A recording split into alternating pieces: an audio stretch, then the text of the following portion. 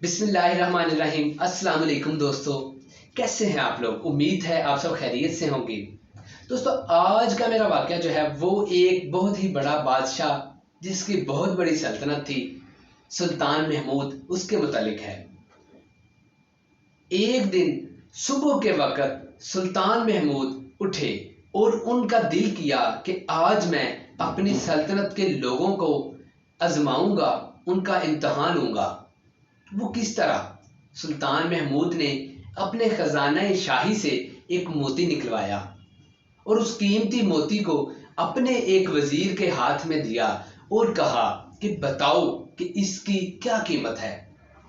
वजीर कहने लगा, ये तो बहुत ही कीमती मोती है, ये तो 200 गधे सोने के भरे हुए लदे हुए आ जाएं तो उसके बराबर इस मोती की कीमत है। बादशाह सलामत ने कहा, मेरा हुक्म है कि इसको तोड़ दो।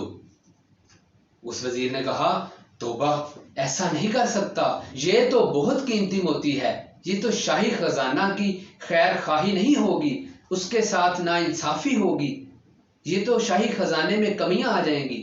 शाही खजाने का इतना कीमती मोती मैं नहीं तोड़ सकता, मैं इसको रेजा रेजा नहीं कर सकता।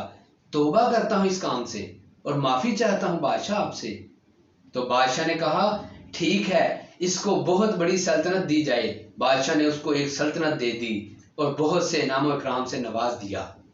इसी तरह एक और वजीर से कहा कि ये देखो, ये मोती बताओ कितना कीमती है, इसकी कीमत क्या हो सकती है। तो दूसरे वजीर ने भी ऐसे ही कहा कि बादशाह सलामत, इस जैसा कीमती मोती तो दुनिया में नहीं होगा, इसकी कीमत तो बेशबहा है, ये तो हमारे खजाने की एक कीमती चीज है, सबसे कीमती मोती है। तो बादशाह ने कहा, इसको तोड़ दो। तो वजीर ने कहा, नहीं, मैं इसको नहीं तोड़ सकता, इतना ज्यादा कीमती मोती तोड़कर हम खजाने को नुकसान पहुंचाएंगे। बादशाह सलामत ने कहा, मैं तुमसे खुश हुआ। बादशाह सलामत ने उसको भी एक सल्तनत दे दी और कहा, जाओ ऐशो इशरत की जिंदगी बसर करो, इनाम और इकराम से नवाज दिया। आखिर 145 गुजरा, सबको यही बात कही गई, सब ने इस मोती को तोड़ने से इनकार कर दिया और कहा कि हम ऐसा नहीं कर सकते। आखिर में सुल्तान महमूद अय्याज के पास चले गए, उसको जाकर कहा कि अय्याज, इस कीमती मोती की कीमत तो बताओ मुझे।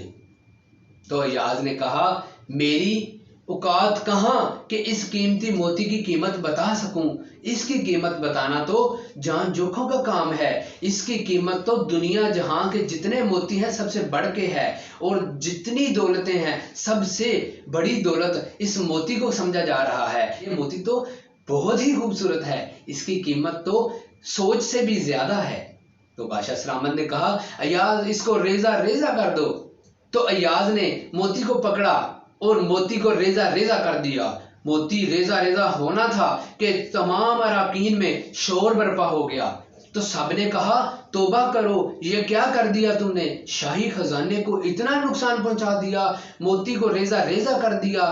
बादशाह ने तो कीमत का पूछा था, तुमने तो इसको रेजा रेजा कर दिया, ये गलत किया, खजाने को बहुत नुकसान पहुंचा।